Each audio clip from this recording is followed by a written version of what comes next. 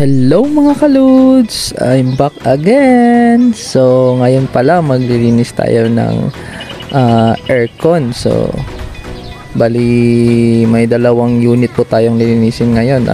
Bali split type po na aircon. So, tinatanggal na po ng aking mga kasama yung outdoor na condenser ng aircon na yan. So, ayan. Kasama ko yung aking kapatid tsaka titok na PWD dyan. So, ayan, habang binabaklas po natin, so kasi yung power tinatanggal natin kasi for the safety ng ating paglilinis ng aircon, so kailangan natin baklasin.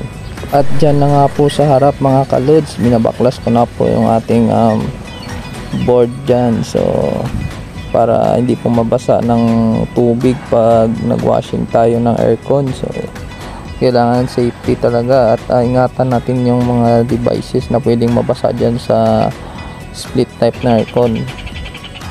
So ayan na nga po mga kalods, so binabaklas na natin yung mga parts dyan sa split type na aircon. So kung paano natin binaklas yan, kailangan mabalik din natin ng maayos para mapaandar natin yung unit pagkatapos natin linisin. Ayan, tatandaan natin parati na kung saan natin kinuha, doon din natin ibalik, tsaka kumpleto din para hindi po magkaroon ng problema. Tsaka after natin mabaklas yung mga device dyan, so itabi natin sa isang lugar para madali din nating hanapin kung saan nakalagay yung mga device nya. So yan lang mga kalods. So tinatanggal ko na yan, natanggal na po natin yung board, itatabi na po natin. Babaklasin naman natin yung drain ng ating evaporator. So ayan, so clip lang pala yan mga kalods, hindi po yan siya nakabolt. So matatanggal nyo lang po yan kasi may clip po yung ating drain na nakahawak lang po sa casing ng ating indoor ng unit. After mga kalods, tatanggalin na natin yung ating roller blower ng ating fan motor dyan. Yun, so nakabolt lang din yan yung dulo ng ating motor dyan sa dyan. Tandaan lang po natin mga kalods kung paano natin binaklas para alam natin bumalik after natin matapos ng linis yung aircon. So yan, nalagyan na po natin ng trapal ng natin yung ating indoor para malinisan na natin at hindi kumalat yung tubig. So yan lang po yung paglinis ng ating split type, ganun yung kadali. So kailangan lang natin lagyan po natin ng harang na para hindi po mabasa o kumalat yung tubig.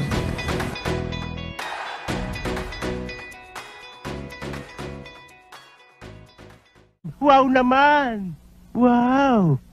Wow!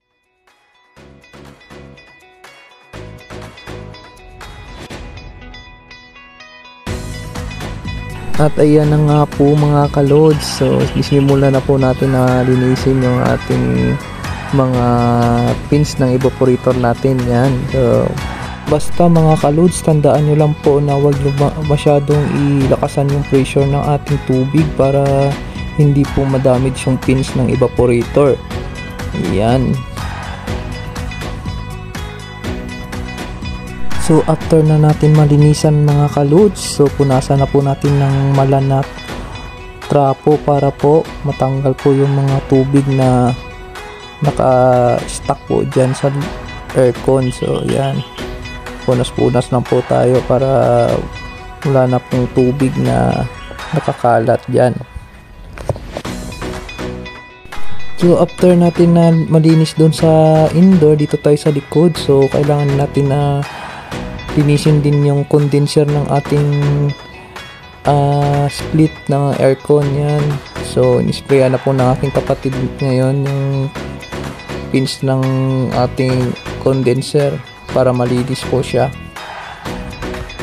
Mga kalods, ingatan lang po natin na hindi natin mabasa yung mga device dyan kasi po hindi po natin na mahugot yung ibang mga devices dyan sa condenser kasi po nakafix po yung iba. Balik na po tayo dito mga kalods. So ilalagay na po natin ang ating fan blower dyan para po mapa-andar na natin maya maya po. Ayan, pre-prepared na po natin yan para mamaya tuloy-tuloy na tayo pag binalik na natin. So ayan na nga po mga kalods, kinakabit na po natin dahan-dahan po, binabalik na po natin lahat ng mga devices dyan para po matry natin maya maya yung unit ng ating aircon. So pagkatapos po na nakabit na natin yung ating fan blower, so susunod na naman natin yung ating evaporator drain po. Yan, so nakaklik lang po yan, so madali lang po yan ikabit. So yan lang po ang kagandahan po. After naman po ikakabit na natin yung ating board dyan para po ma-arrange po natin yung mga wiring po ng ating unit. Yan, so yan mga kalods, so matatapos na po natin yung wiring natin. So pwede na po na natin ikabit yung ating cover after po nyan matapos. Yan, kakabit na po natin.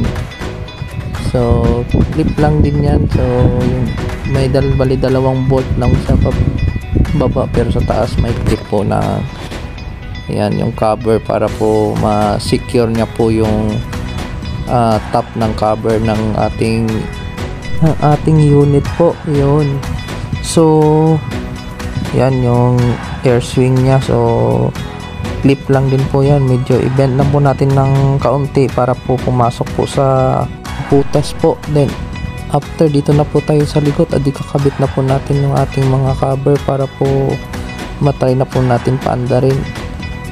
Yan, so yun lang po mga kalods. So after po natin linisin yan, babalik po natin lahat ng ating tinanggal para po maging maayos po. At ayan na nga po mga kalods, so pinahanda na po natin, pinatest na po natin para malaman natin kung okay na po yung unit at lumamig po. Ayan, so yun na mga kalods. At ganun lang din po mga kalods dito po sa kabila, pare-parehas po ng unit po na brand yung ating split type na aircon na nilinisin natin. So ganun lang po yung procedure ng pagbaklas ng ating mga cover. At saka yun, tandaan lang po ninyo kung paano nyo kinuha, at saka paano nyo din ikakabit pag balik po para hindi kayo mahirapan. Yung mga kalods, nabunot na po natin yung mga parts ng indoor unit natin ng aircon. So yan, prepared na po natin yung ating trapal dyan, tsaka yun doon natin ipapalabas yung tubig sa labas ng bintana para hindi na po kumalat. At tignan naman po mga loads kung gaano kadumi po yung indoor na unit po nila ngayon. So yan, so kailangan na talaga na linisin para. So ayan mga kalods, so inisprayan na naman natin yung isang unit na aircon. So after natin na malinis, so tanggalin na naman ulit natin yung trapal, tapos ayan, punasan natin yung mga basa para hindi siya tumulo dyan sa baba. Then ayan, nalinis na po natin yung indoor. Tignan nyo naman po kung ano kalinis na po. Ayan, so, tanggal talaga yung mga dumi. Strong man.